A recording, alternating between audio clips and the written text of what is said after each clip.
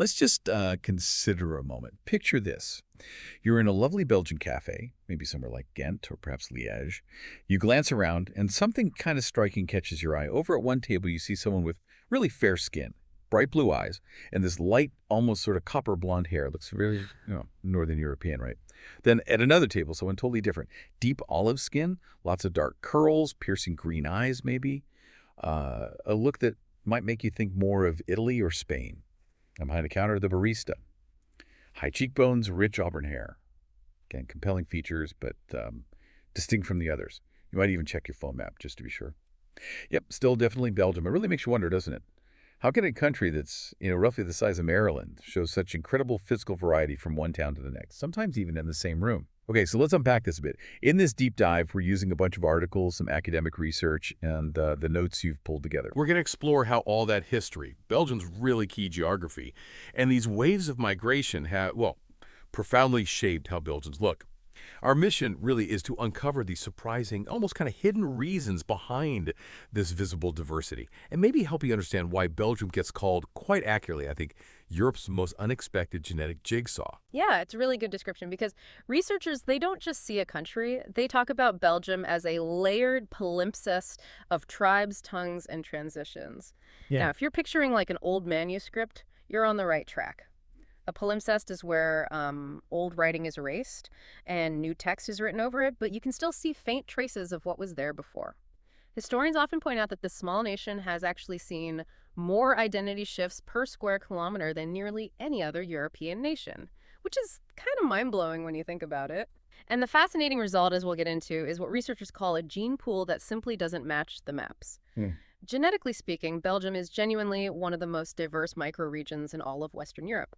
And crucially, this isn't just, abstract numbers on a chart. This diversity doesn't just show up in numbers, it shows up on faces. You can actually see it. Right. So to really get a handle on the Belgian look, or maybe I should say looks, we absolutely have to start with its unique geography. I think many listeners know Belgium has its 3 official regions.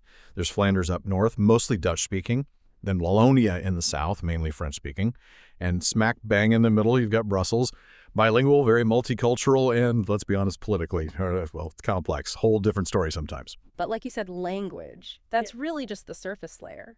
Underneath all that, there's this historical tug of war going way back. We're talking Celts, then Romans, Franks, Vikings, the Spanish, Austrians.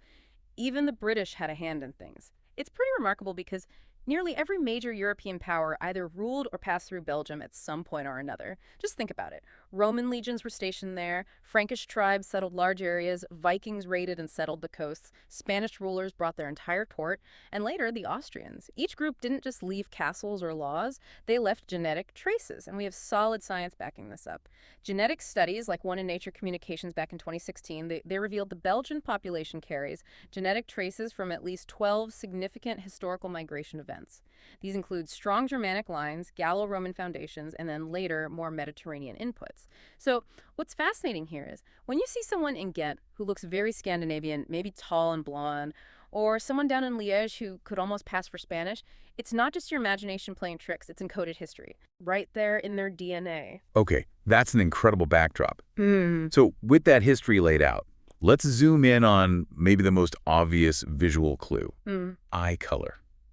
This is where those ancient movements literally become visible, right? Exactly. And the findings here are quite stark, quite clear. Overall, something of 55–60% of Belgians have blue or green eyes. But, and this is key, those lighter shades are definitely more common in the Flemish north. Yeah. This creates a really noticeable contrast with brown and hazel eyes, which tend to dominate in southern Wallonia. In some southern districts, like Namur and Hainaut, brown and hazel eyes make up nearly 50%. That's a huge difference. If you step back and look at Europe as a whole, this pattern closely mirrors Northern European versus Southern European eye color distributions.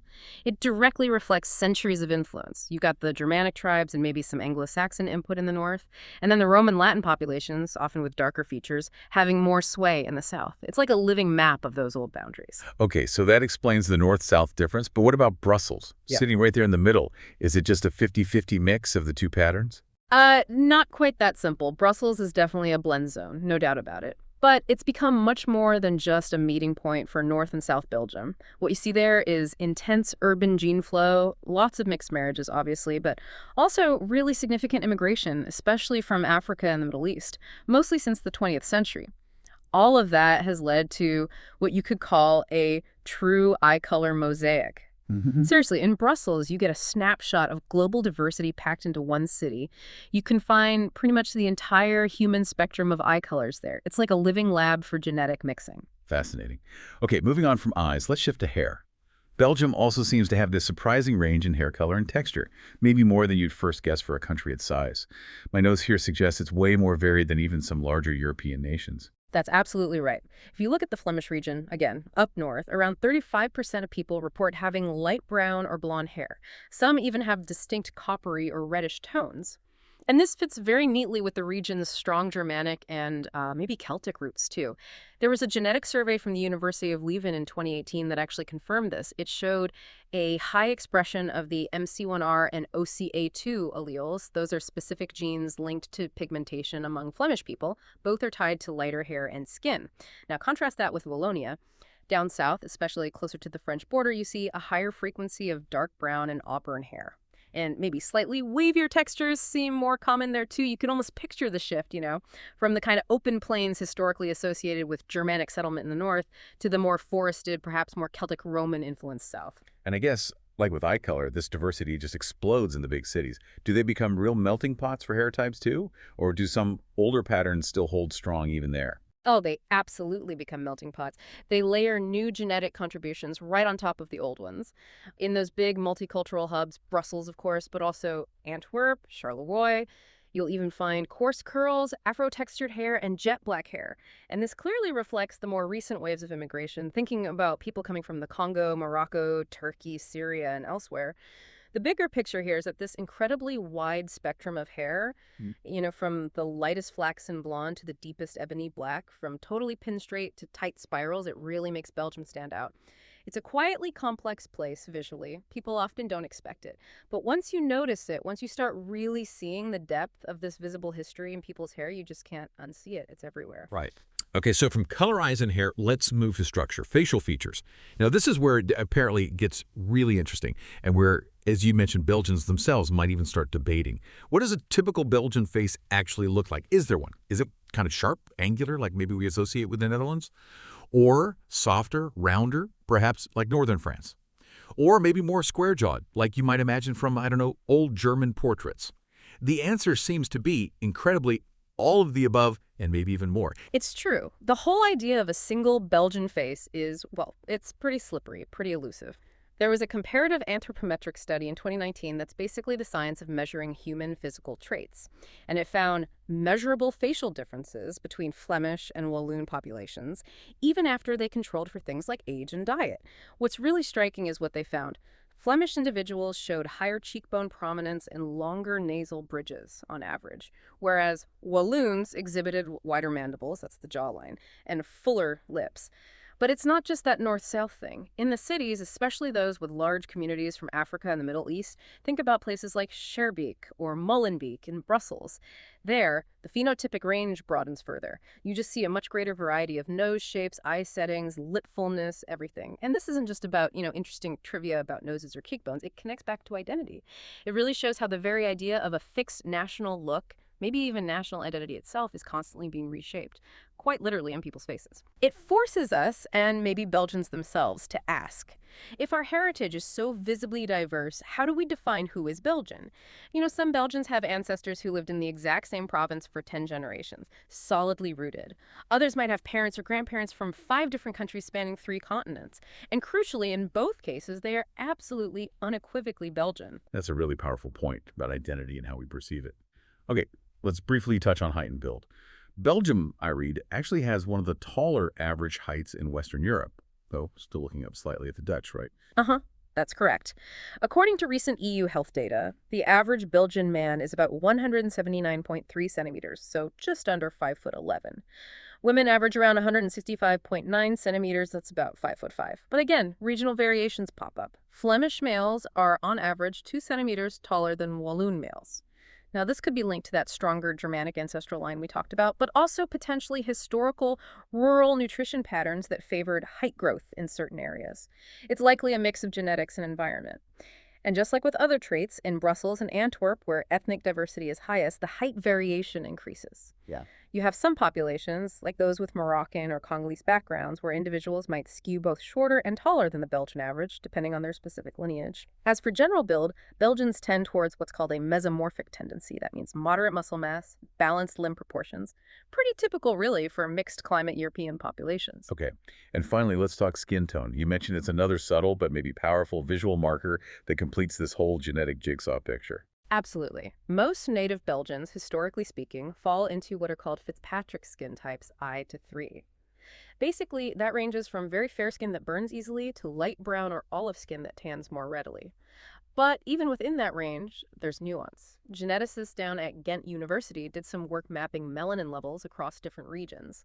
They found, perhaps unsurprisingly by now, that Flemish populations trended towards paler pigmentation overall.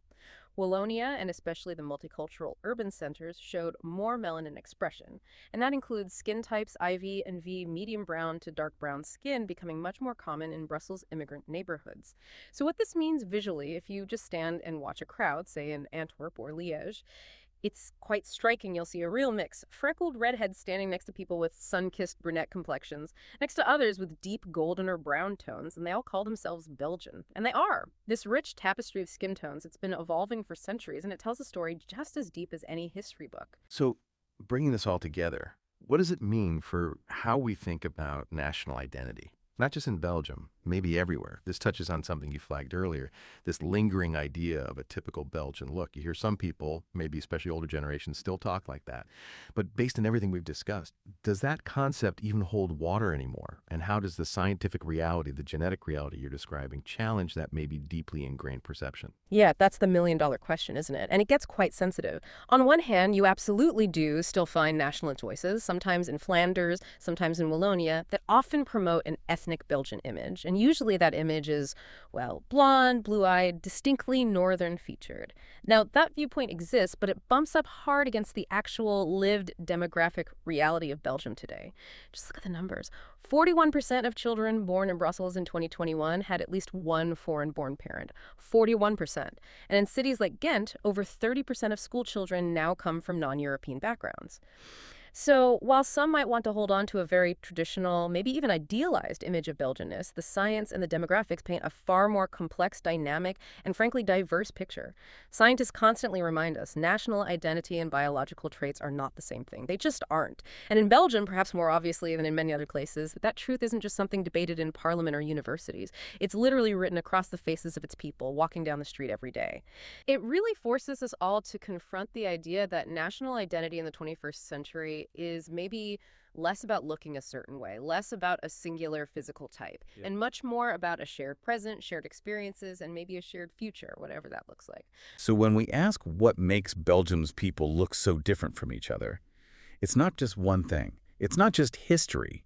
It's layered history, isn't it? It's all those tribes mixing, the languages overlapping, the centuries of different empires ruling, silent revolutions, and now modern global migration. It really is like a place that's been pulled apart and stitched back together so many times. And that stitching, it actually shows up in people's faces, in their freckles, maybe in dimples, in the color of their eyes, the texture of their hair, the shape of their nose. Whether you're in a quiet cafe in Bruges or on a packed metro train in Brussels, you're literally seeing these incredible, deep stories unfolding, not just in dusty old books, but right there in the vibrant, diverse faces of people just living their lives. Yeah, absolutely. And Belgium's diversity, it isn't necessarily loud like you might see in the US or maybe grand and obvious like in Brazil. It's often subtle. It's deeply woven into the country's fabric. It's quite unassuming. But when you look closely, it's incredibly rich. It's a powerful testament, really, to how history shapes us, right down to our physical appearance. You know, this deep dive into Belgium really shows us something profound, I think. That a nation's story isn't only found in its monuments or its ancient texts.